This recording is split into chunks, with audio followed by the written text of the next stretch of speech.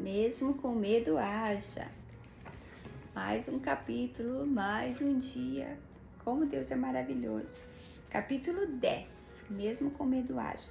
Resista à dúvida e à inconstância. Uau! Deus não gosta de gente inconstante, pessoas de ânimo dobre, não é? Inconstantes. Não, não é com Deus. Delícia. Fiz um chazinho de limão, ashwagandha e gengibre. Maravilhoso. Nós lermos mais esse capítulo hoje aqui. E você vai ouvir aí no seu descanso, no seu trabalho. Às vezes você tá ali limpando, né? Tem gente que trabalha nas limpezas, pode estar ali com fone de ouvido, ouvindo a palavra, ouvindo a Bíblia. Também eu tenho aqui, né, a playlist da Bíblia. E também pode estar ouvindo esse livro da Joyce Meyer, né? Que maravilha essa oportunidade que Deus nos dá. Eu louvo a Deus pela internet, eu louvo a Deus pelo WhatsApp, eu louvo a Deus porque hoje a palavra pode ser propagada, né? A internet tem sido usada para coisas horríveis, como coisas tenebrosas que nem vale a pena nós falarmos. Mas Deus também tem usado da internet para que a palavra seja propagada ao mundo todo, porque Ele está às portas. Aleluia! Logo, logo as trombetas vão tocar e nós vamos estar lá no céu glorificando o Pai eterno. Ai, que maravilha, que maravilha! Essa é a alegria do meu coração, saber que quando Jesus estiver ali nas nuvens, a trombeta soar, eu vou estar ali com ele.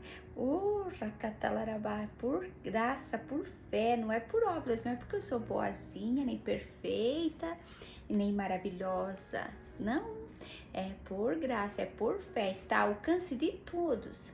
E hoje eu estava falando ali com a minha irmã, que nós falamos todos os dias, a minha irmã na fé, Marli, e nós estávamos dizendo, só não vai para o céu quem não quer.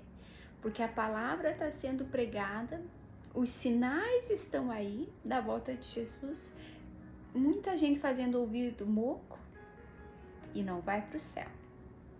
Preferem estar agarradinho ali aos santinhos, né? Era uma frase que eu ouvia muito quando eu pregava sobre Jesus Cristo. Eu nasci católico, vou morrer católico. Só que quando você chegar lá perante Jesus, Ele não vai aceitar essa resposta, porque a religião não salva. Somente quem salva é Jesus Cristo. E Deus odeia a idolatria. E a vida de idólatra é só miséria, é só derrota.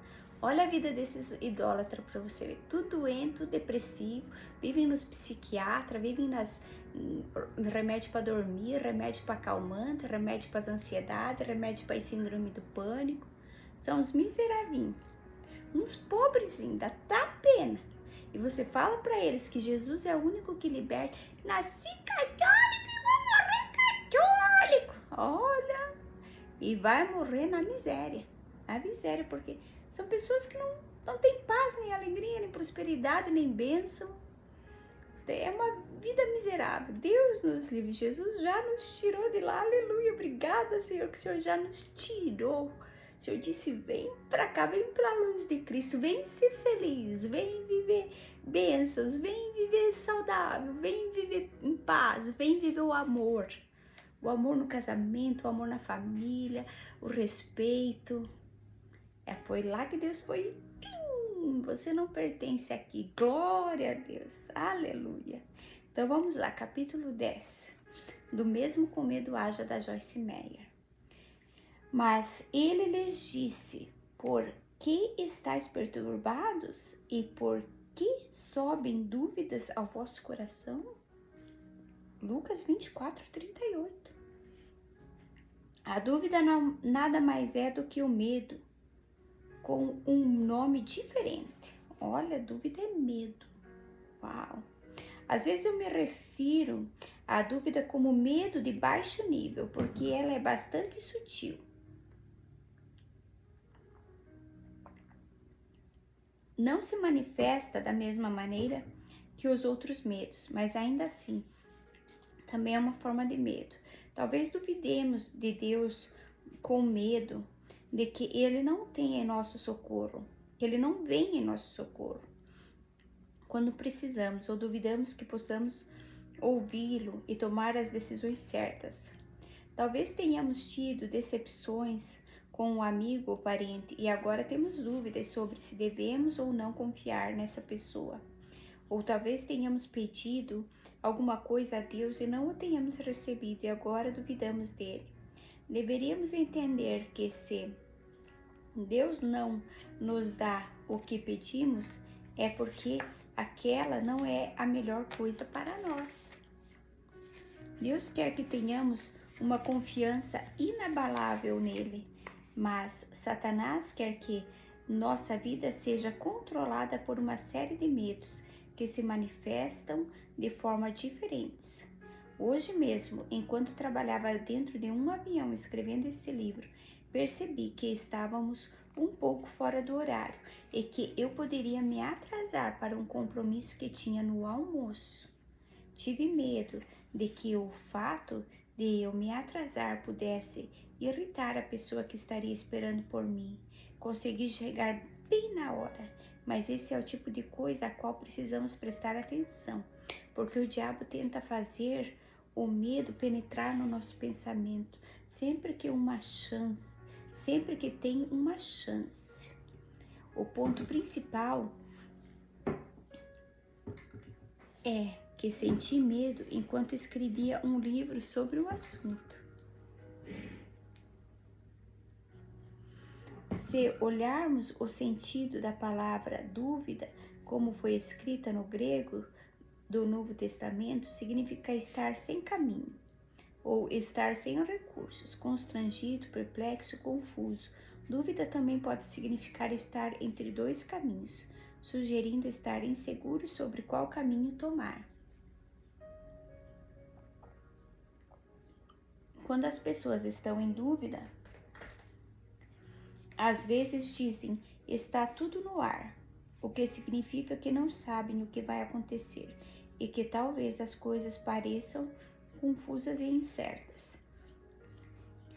Pessoas que estão nesse estado se tornam inconstantes, decidem fazer algo e depois começam a duvidar dessa decisão. Então preferem fazer outra coisa. Em seguida se sentem inseguras acerca disso e podem voltar à decisão original. Isso pode continuar até ficarem tão confusas que chegam a desistir de tudo e não resolvem nada. Se quisermos realmente andar livres do medo, precisamos aprender a viver sem dúvidas. Para viver com ousadia, precisamos andar em fé. O diabo lança dúvidas da nossa vida para guerrear contra a nossa fé. Não sei como você se sente a respeito disso, mas eu detesto me sentir cheia de dúvidas e incapaz de tomar uma decisão.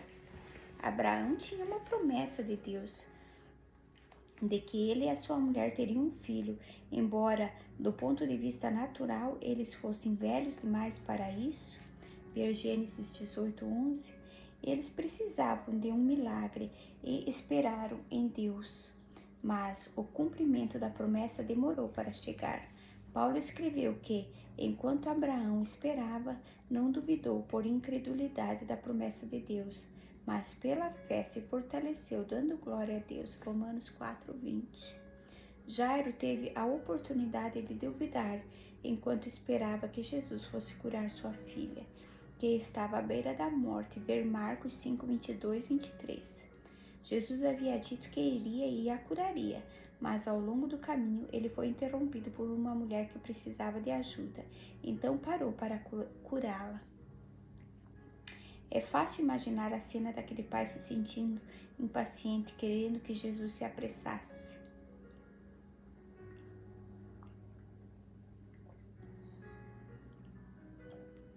Talvez ele tenha se perguntado se Jesus chegaria a tempo de salvar sua filha. Enquanto Jairo esperava por Jesus, um de seus servos chegou e disse que sua filha havia morrido. Jesus ouviu o relato e disse, não temas, crê somente.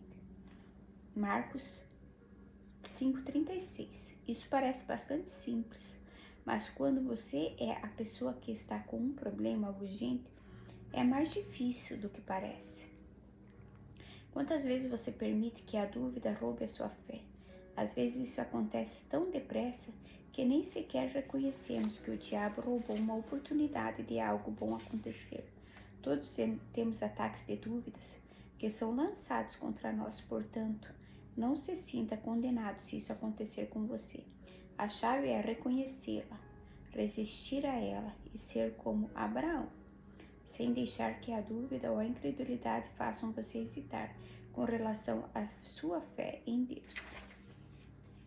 É fácil justificar nossas dúvidas. Satanás nos ajudará a ser indecisos e inseguros acerca de muitas coisas e nos dará boas razões para permanecer na dúvida que sentimos.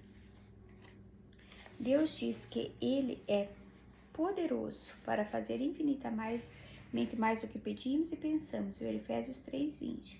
Mas nós precisamos pedir com fé. Peça-o, porém com fé e nada duvidando, pois o que duvida é semelhante à onda do mar, impedindo e agitada pelo vento. Não suponha esse homem que alcançará do Senhor coisa alguma, homem de ânimo dobre, inconstante em todos os seus caminhos. Tiago 1:6-8. Insegurança. A insegurança é um dos nossos maiores problemas, que eu creio que duvidamos mais de nós mesmos do que duvidamos de Deus.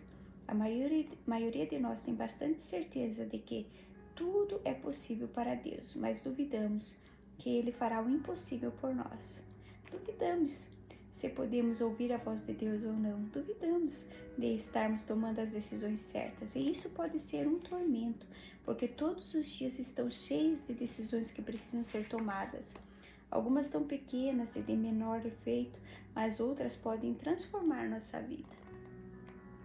Às vezes, a única maneira de descobrir se você está certo acerca de algo é estando disposto a correr o risco de estar errado. É incrível porque mesmo que cometamos um erro, Deus pode pegar esse erro e fazer com que ele coopere para o bem. Ver Romanos 8:28. Ai, ai, ai.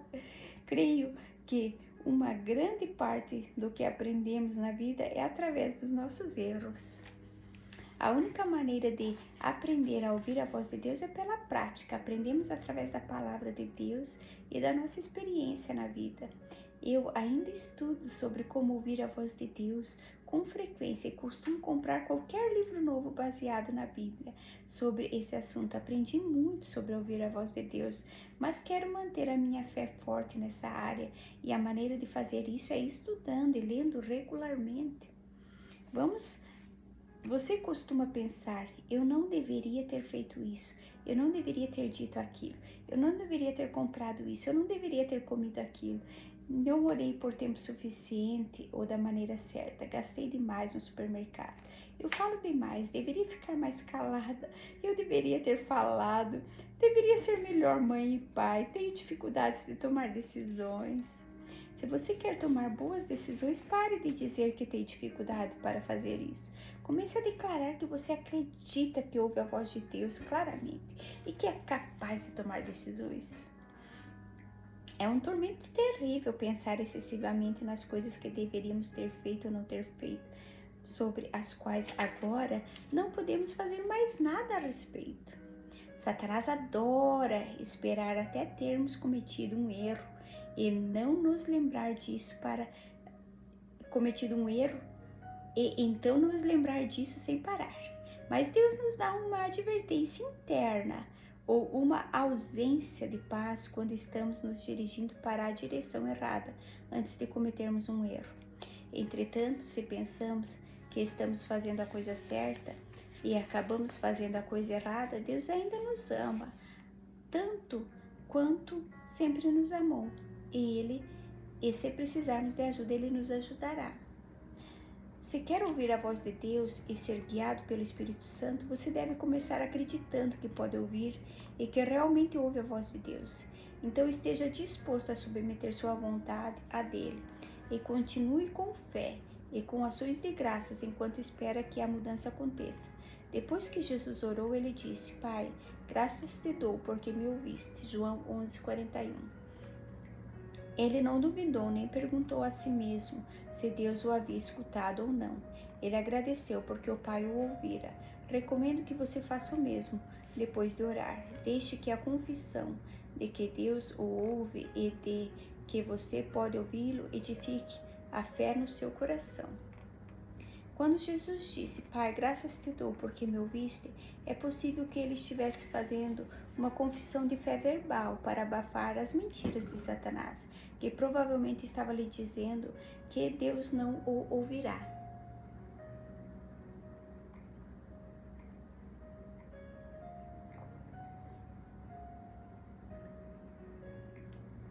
Recomendo que você faça o mesmo. Depois de orar, deixe que a confissão de que Deus o ouve e de que você pode ouvi-lo edifique a fé no seu coração. Quando Jesus disse, Pai, graças te dou porque me ouviste, é possível que ele estivesse fazendo uma confissão de fé verbal para abafar as mentiras de Satanás, que provavelmente estava lhe dizendo que Deus não o ouvira. Creio que isso é possível porque, como nosso sumo sacerdote, Jesus passou pelas mesmas provas que nós passamos. O escritor de Hebreu disse que Jesus pode compadecer-se das nossas fraquezas e entende como nos sentimos, porque ele foi tentado em todas as coisas a nossa semelhança. Hebreus 4,15. Em outras palavras, Jesus passou pelos mesmos testes e foi atacado pelo diabo das mesmas maneiras que somos hoje em dia. O medo é um inimigo terrível.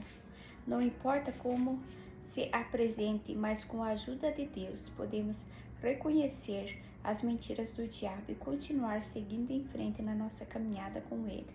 Embora seja verdade que estamos em uma batalha espiritual, de acordo com a palavra de Deus, já temos a vitória e estamos simplesmente caminhando nessa perspectiva em nossa vida diária. Portanto, outra boa verdade para declarar é: eu tenho a vitória. Talvez você nunca tenha pensado na dúvida como uma forma de medo, mas é exatamente isso que ela é, e é algo que precisa ser confrontado. Não há problema em pedir a Deus para lhe mostrar se você está seguindo por uma direção errada ou se tomou uma má decisão. Mas não tenha medo de sempre achar que está errado em suas decisões. Deus nos deu o livre-arbítrio, o que significa que, embora queira estar envolvido em tudo o que fazemos, Ele ainda quer que pensemos, planejemos, usemos a sabedoria e façamos escolhas. Há muitos momentos nos quais Deus não tem um desejo específico de que façamos uma coisa ou a outra. Ele nos dá liberdade para escolher, desde que nossa escolha esteja alinhada com a sua palavra. Um pai deu um bom exemplo do que estou dizendo. Quando ele diz a seu filho e a sua filha para irem brincar, não tem preferência se eles vão brincar no quarto ou no quintal. Eles podem brincar com os brinquedos deles ou de algum jogo. O pai só quer que eles brinquem. Como vão fazer isso é assunto deles. Você pode se imaginar dizendo à criança pequena para ir brincar e depois ficar com medo de que eles estejam brincando de maneira errada? Deus nos diz para irmos a Ele como crianças, ver Mateus 18,3. E isso significa aproximar-se dele com uma atitude de confiança. Medo de estar errado.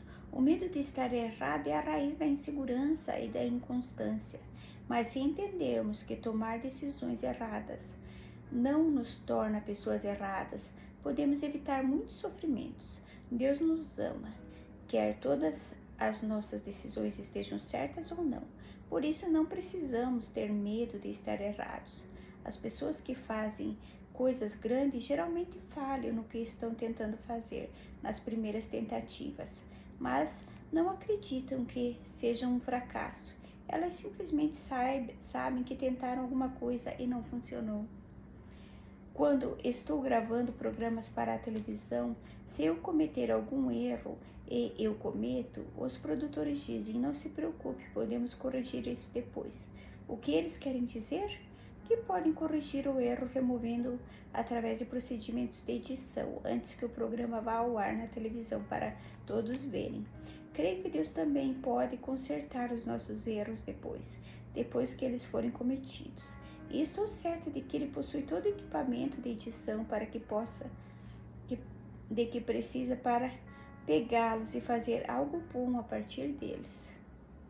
Quando você achar que pode ter cometido um erro, apenas peça a Deus para pegar esse erro e fazer com o que Ele coopere para o bem. Ver Romanos 8:28. Outra boa maneira de lidar com o erro é simplesmente admiti-lo e seguir em frente em direção ao próximo desafio da vida. Descobri que as pessoas me respeitam mais se eu admitir meus erros, em vez de tentar encobri-los ou dar desculpas para eles. Você pode olhar o fato de estar errado de uma maneira mais positiva e perder o medo de errar. Todos cometem erros, portanto, faça o melhor que puder e confie em Deus para ensiná-lo enquanto você segue com a sua vida. Quando tiver de tomar uma decisão, ore sobre isso.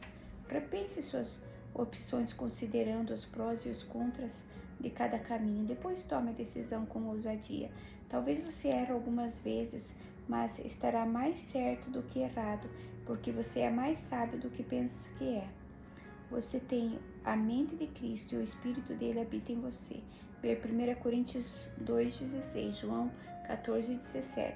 Todos os dias quando você sai da cama, já tem uma vantagem, porque Deus está com você. Deus é por você, portanto realmente não importa quem é contra você ou o que as pessoas pensam a seu respeito. Ver Romanos 8,31. Viva com ousadia para Deus e desfrute a vida que Ele lhe deu.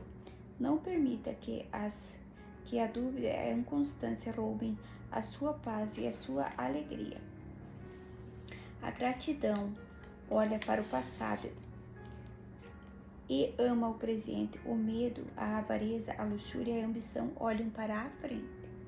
C.S. Lewis, Cartas de um Diabo a seu aprendiz. Fazendo acrobacias mesmo com medo. Quando eu tinha 11 anos e estava na 5ª série, recebemos um aviso da escola de que os testes para animadoras de torcida do ensino médio seriam realizados em breve. Eu havia aguardado esse dia por muito tempo. Treinei muito as acrobacias para estar pronto para esses testes, mas não tinha certeza de que esperar ou do que era necessário. No primeiro dia de testes foi quando o medo bateu. Descobri que estava competindo não apenas contra 10 ou 15 garotas da minha turma, mas também contra garotas da 6ª e 7ª séries que estavam na equipe. Também descobri que os colchões para as acrobacias não eram os mesmos que eu estava acostumada, e ninguém me ajudaria se eu tivesse problemas com os exercícios. O treinador precisava avaliar nossas habilidades, mas nos disse que se não conseguíssemos fazer nenhuma acrobacia, deveríamos simplesmente ficar sentadas.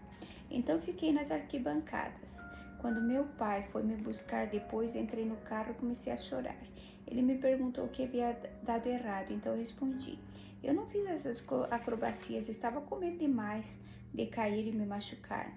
Ele me encorajou e me lembrou que eu tinha mais 2 noites para fazer isso, mas disse que precisávamos orar contra o medo. Também me perguntou se isso era tudo o que me preocupava, então eu respondi. Eu também tive medo de ficar constrangida se caísse na frente das meninas mais velhas e do treinador. Ele me disse, às vezes temos de fazer as coisas mesmo com medo. Oramos a caminho da casa e comecei a me sentir melhor, mas ainda estava nervosa.